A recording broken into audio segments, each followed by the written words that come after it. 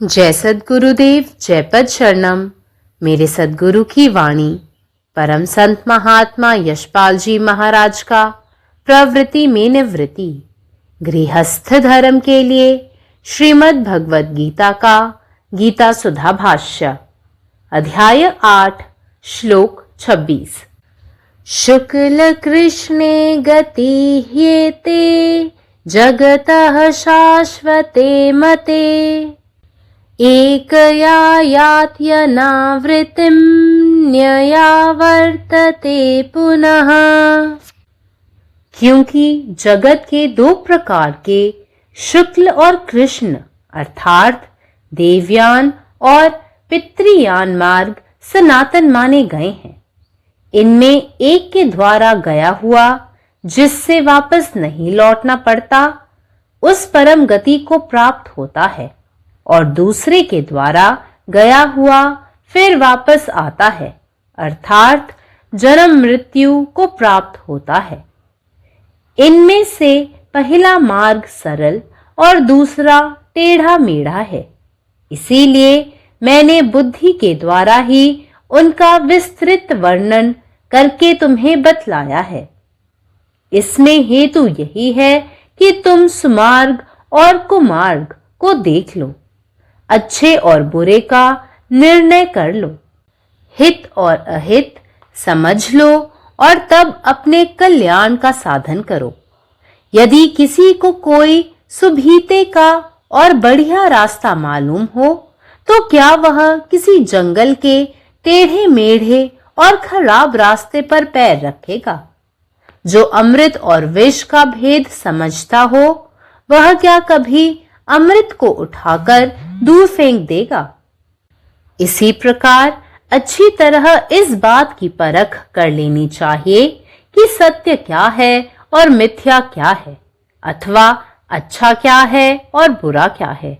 और जो इस बात की अच्छी तरह परख कर लेता है, कोई विकट प्रसंग आ पड़ने पर उसकी कुछ भी हानि नहीं होती और नहीं तो देहपात के समय बहुत बड़ा अनर्थ हो जाता है। और इन दोनों मार्गों के संबंध में भ्रांति होने के कारण बड़ी खराबी होती है।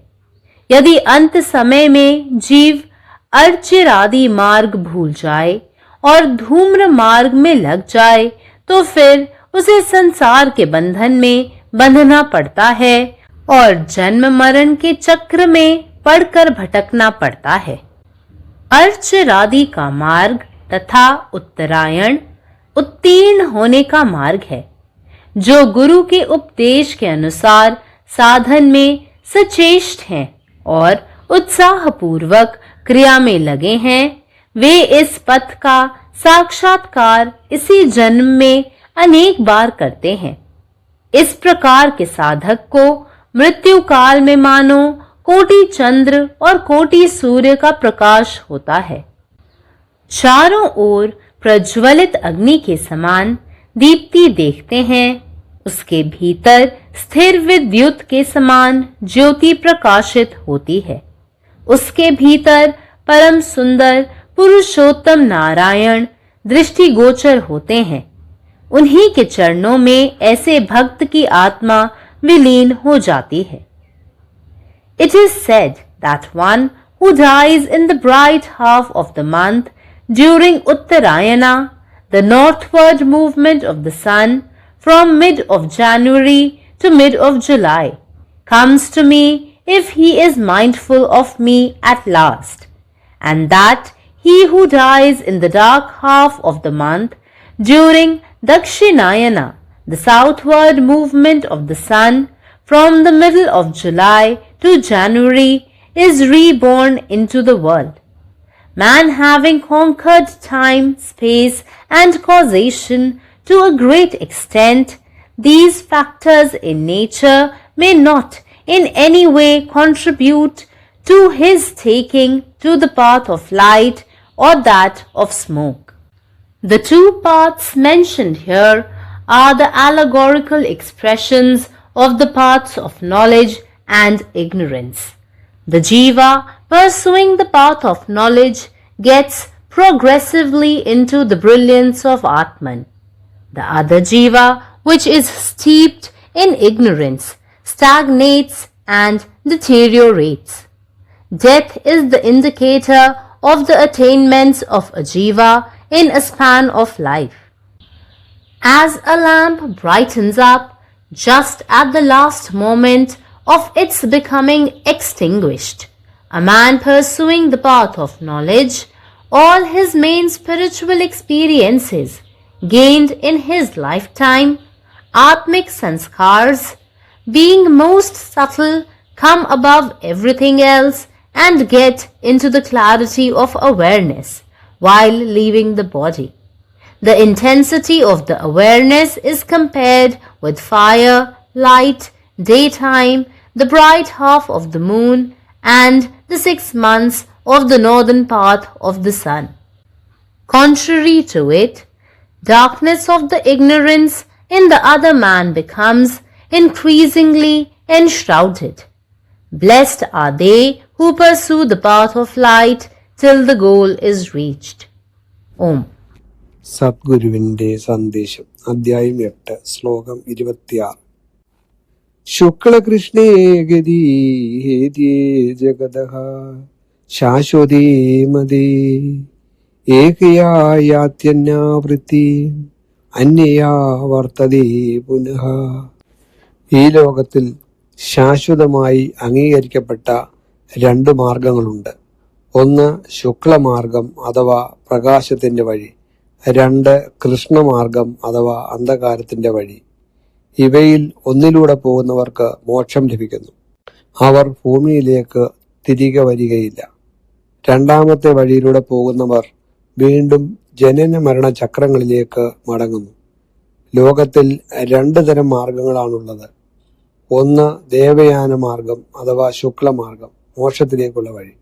2 പിതൃയാന മാർഗം അഥവാ കൃഷ്ണമാർഗം, ജനന മരണ ചക്രത്തിലേക്കുള്ള വഴി. ഒരാൾക്ക് നല്ലതും ചീത്തയും, സത്യവും അസത്യവും, ഹിതവും അഹിതവും വ്യക്തമായി തിരിച്ചറിയാൻ കഴിയണം. ശരിയായ വഴി അറിയുന്നവർ ഒരാൾ തെറ്റായ വഴിയിലേക്ക് പോവുകയില്ല. അമൃതവും വിഷവും തമ്മിലുള്ള വ്യത്യാസം അറിയുന്നയാൾ വിഷം തിരഞ്ഞെടുക്കുകയില്ലല്ലോ. അതുപോലെ ആത്മീയ ജീവിതത്തിലും വിവേകം അനിവാര്യമാണ്. മരണസമയത്ത് തെറ്റായ മാർഗത്തിൽ അഥവാ ധൂമമാർഗത്തിൽ പ്രവേശിച്ചാൽ ജീവൻ വീണ്ടും ജനന മരണ ചക്രത്തിൽപ്പെടും. അതിനാൽ ജീവിതകാലത്ത് തന്നെ ശരിയായ മാർഗം തിരിച്ചറിഞ്ഞ് അതനുസരിച്ച് ജീവിക്കണം. അർച്ചിരാദി മാർഗവും ഉത്തരായണ വഴിയും. അർച്ചിരാദി മാർഗം എന്നത് ഉത്തരായണത്തിലൂടെ പോകുന്ന ദിവ്യമായ മാർഗമാണ്. ഗുരുവിന്റെ ഉപദേശപ്രകാരം ആത്മസാധനയിൽ ശ്രദ്ധയോടെ ശ്രമിക്കുന്നവരും ഉത്സാഹത്തോടെ പ്രവർത്തിക്കുന്നവരും ഈ മാർഗം ഈ ജന്മത്തിൽ തന്നെ പലവട്ടം അനുഭവിക്കുന്നു. ഇത്തരം സാധകന്റെ മരണസമയത്ത് കോടിക്കണക്കിന് ചന്ദ്രന്മാരുടെയും സൂര്യന്മാരുടെയും പ്രകാശം പോലെ ഒരു ദിവ്യപ്രകാശം അനുഭവപ്പെടുന്നു. ചുറ്റും അഗ്നി പോലെ ജ്വലിക്കുന്ന പ്രകാശവും അതിനുള്ളിൽ മിന്നൽ പോലെ നിലകൊള്ളുന്ന ദീപ്തിയും കാണപ്പെടുന്നു. അതിൻ്റെ ഉള്ളിൽ അത്യന്തം സുന്ദരനായ പുരുഷോത്തമനായ നാരായണൻ ദർശനം നൽകുന്നു. അത്തരം ഭക്തന്റെ ആത്മാവ് അവിടുത്തെ തിരുവടികളിൽ ലയിക്കുന്നു. പരമാത്മാവ് നീ തന്നെ, നിന്റെ ഇഷ്ടം പൂർണ്ണമാകട്ടെ. జై సద్గురుదేవ్, జై పతిశరణం. నా సద్గురు సందేశము గీతాసుధ పరసత్మాత్మ శ్రీ శివాజీ మహారాజ్ వారిచే ప్రతిపాదించబడిన ప్రవృత్తిలో నివృత్తి గృహస్థ మార్గంలో గీతా భాష్యము అధ్యాయం 8 అక్షర పరబ్రహ్మ యోగము శ్లోకం 26. శుక్లకృష్ణే గతే హేతి జగత శాశ్వతే మతే యాకయా యుత్యనా వృత్తి మన్యయా వర్తతే పునః. ఎందుకంటే ప్రపంచంలో 2 విధాలైన శుక్ల మార్గము మరియు కృష్ణ మార్గము అనగా దేవయాన మార్గము మరియు పితృయాన మార్గము అని ఉన్నవి. ఇవి సనాతనమైనవి భావించబడుతున్నవి. ఇందులో ఒక దాని నుండి వెళ్లిన వాడు తిరిగి వెనుకకు రావడం అనేది జరగదు. అతడు పరమగతిని పొందుతాడు. ఇక 2వ మార్గం ద్వారా వెళ్లిన వాడు తిరిగి వస్తాడు అనగా జనన మరణములను పొందుతాడు. ఇందులోని మొదటి మార్గము సరళమైనది, 2వ మార్గము వంకరైనది. అందుచేత నేను తెలివిగా వాటి విస్తృత వర్ణన గావించి నీకు తెలియజేశాను. దానికి కారణం ఏమిటంటే నీవు సన్మార్గము మరియు దుర్మార్గము రెండింటినీ చూడు, మంచి చెడు నిర్ణయించుకో, మేలు కూడా తెలుసుకో. అప్పుడు నీకు శుభమును చేకూర్చు సాధన చెయ్యి. ఒకవేళ ఎవరికైనా ఏదైనా సౌకర్యవంతమైన మంచిదైన మార్గం ఉన్నదని తెలిసినట్టయితే అతడు వేరే అరణ్యంలోని వంకరగా పాడైపోయి ఉన్న మార్గం వైపు వెళ్తాడా? ఎవరు అమృతం మరియు విషమును గల భేదమును తెలుసుకుంటాడో అతడు ఎన్నడైనా అమృతమును తీసి దూరంగా విసిరివేస్తాడా? అదేవిధంగా మంచిగా ఈ విషయం యొక్క తేడాను అనగా సత్యమేమిటి అసత్యమేమిటి అనే విషయం యొక్క తేడాను లేదా మంచి ఏమిటి చెడేమిటి అనేది తెలుసుకోవాలి. ఎవరైతే ఈ విషయం యొక్క మంచి చెడులను బాగుగా తెలుసుకుంటాడో అతనికి ఏదైనా కష్టమైన పరిస్థితి వచ్చినా కూడా ఏమాత్రం హాని కలగదు. అలా కానట్లయితే మరణ సమయంలో చాలా ఎక్కువ అనర్థం జరుగుతుంది. ఈ రెండు మార్గాల విషయంలో భ్రాంతి కలిగినందువలన ఎక్కువ నష్టం కలుగుతుంది. అంత్య సమయంలో జీవి అర్చితాది మార్గమును మర్చిపోయినట్లయితేను మరియు ధూమ్ర మార్గమును చేరినట్లయితేను మరలా అతడు సంసార బంధనంలో పడిపోతాడు. ఇక జననమైన చక్రంలో పడి తిరగవలసి వస్తుంది. అర్చితాది మార్గము అలాగే ఉత్తరాయణము విజయాన్ని పొందు మార్గము. ఎవరైతే గురుదేవుని ఉపదేశానుసారము సాధనలో పట్టుదల కలిగి ఉంటారో మరియు ఉత్సాహపూర్వకంగా అభ్యాసం చేస్తూ ఉంటారో వారు ఈ మార్గం యొక్క సాక్షాత్కారమును ఈ జన్మలోనే అనేక మార్లు పొందుతారు. ఈ రకమైన సాధకులకు మరణకాలంలో కోటి చంద్రుల కోటి సూర్యుల ప్రకాశ దర్శనం కలుగుతుంది. నలువైపులా ప్రజ్వలిస్తున్న అగ్నితో సమానమైన కాంతి కనిపిస్తుంది. వారి లోపల స్థిరమైన విద్యుత్తో సమానంగా జ్యోతి ప్రకాశిస్తుంది. వారిలో పరమ సుందరమైన పురుషోత్తముడైన నారాయణ కనిపిస్తాడు. అతని చరణములందు అటువంటి భక్తుని ఆత్మ విలీనమైపోతుంది. పరమాత్మ నీవే ఉన్నావు, నీ ఇష్టమే నెరవేరాలి. जय सद्गुरुदेव, जय पदशरणम. जय गुरुदेव, जय पदशरणम. अध्याय 8 श्लोक 26. हे जग शाश्वतपणे शुक्ल पक्ष आणि कृष्ण पक्ष या मार्गावर आधारित आहे. देवयान आणि पितृयान हे दोन मार्ग शाश्वत मानले जातात. जे यापैकी एका मार्गावरून प्रवास करतात ते अंतिम ध्येय प्राप्त करतात. अर्थात त्यांना मोक्ष मिळतो आणि इथून परत येण्याची आवश्यकता नसते. परंतु जर जे दुसऱ्या मार्गावर प्रवास करतात ते परत येतात, म्हणजेच त्यांचा जन्म आणि मृत्यूचा अनुभव येतो. पहिला मार्ग सोपा आहे आणि दुसरा मार्ग क्लेशकारक आहे. म्हणूनच मी माझ्या बुद्धीद्वारे तुला त्याचे सविस्तर वर्णन करतो. याचा उद्देश हा आहे की तू योग्य आणि अयोग्य हे मार्ग किंवा चांगले आणि वाईट मार्ग, लाभ आणि हानी यामधील फरक ओळखू शकतो आणि मग स्वतःच्या कल्याणासाठी कार्य करू शकशील. जर एखाद्याला सोयीस्कर आणि चांगला मार्ग माहीत असेल तर तो जंगलातील वेड्या वाकड्या आणि वाईट वाटेवर का बरं पाऊल ठेवेल? ज्याला अमृत आणि विष याच्यातला फरक माहिती आहे तो कधी अमृत फेकून देईल का?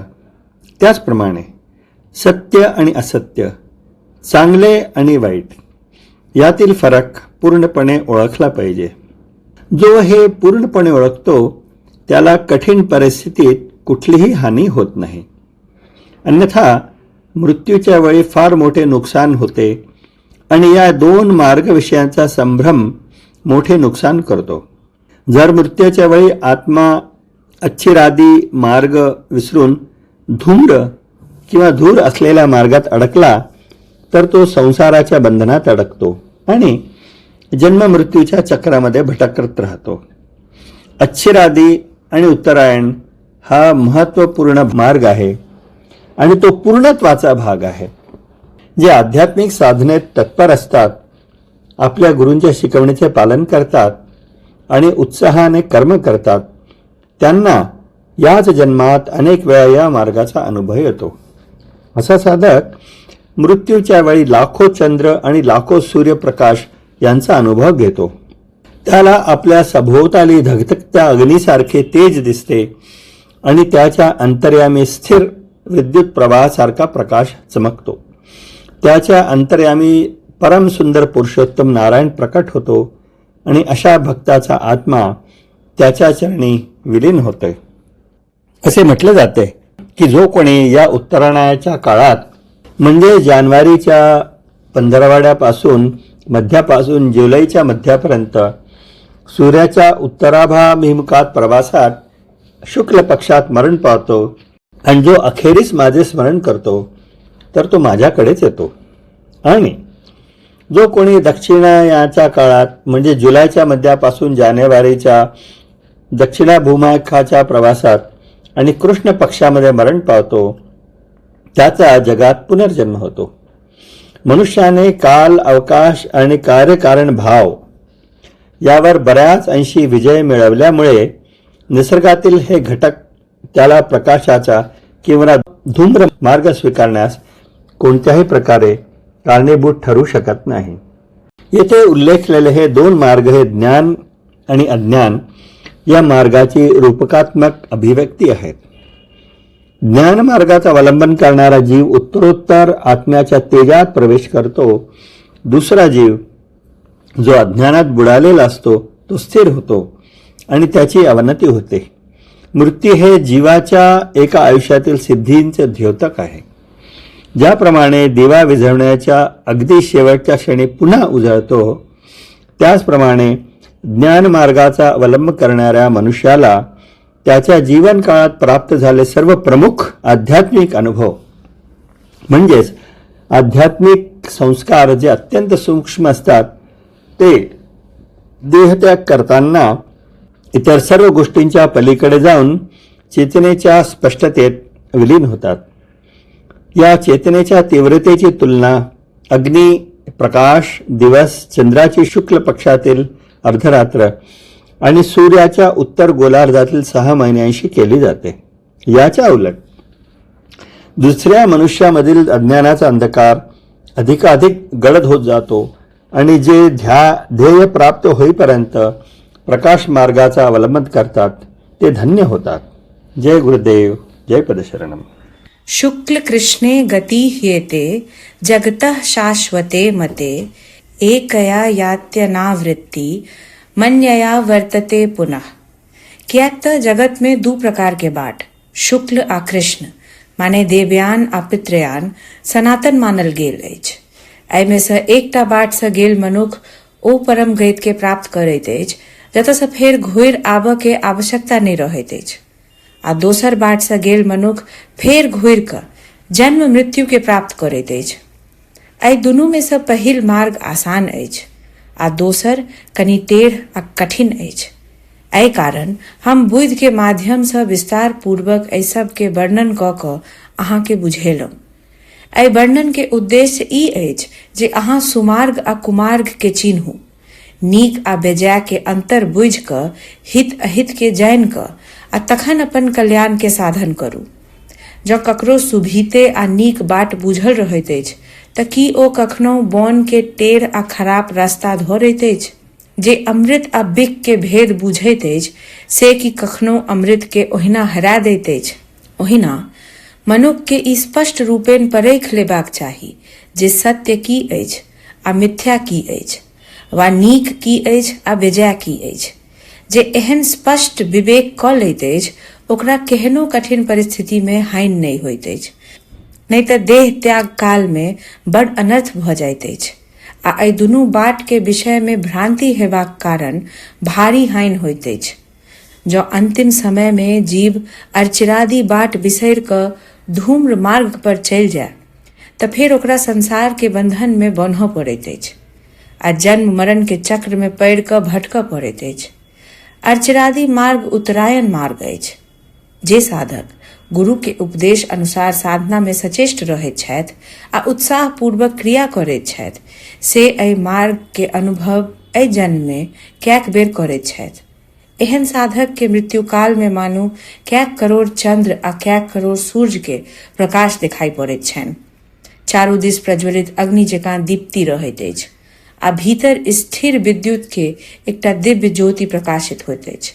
ओहि ज्योति के भीतर परम सुंदर पुरुषोत्तम नारायण के दर्शन होइत अछि आ ओहि चरण में एहन भक्त के आत्मा लीन भऽ जाइत अछि. अखिल भारतीय संत मत सत्संग पंजीकृत दिल्ली, मुख्यालय B20 CC colony, Rana Pratap बाग के सामने, दिल्ली। सत्संग आश्रम संत यशरूप तपोभूमि परिसर, अनंगपुर, जिला फरीदाबाद, हरियाणा।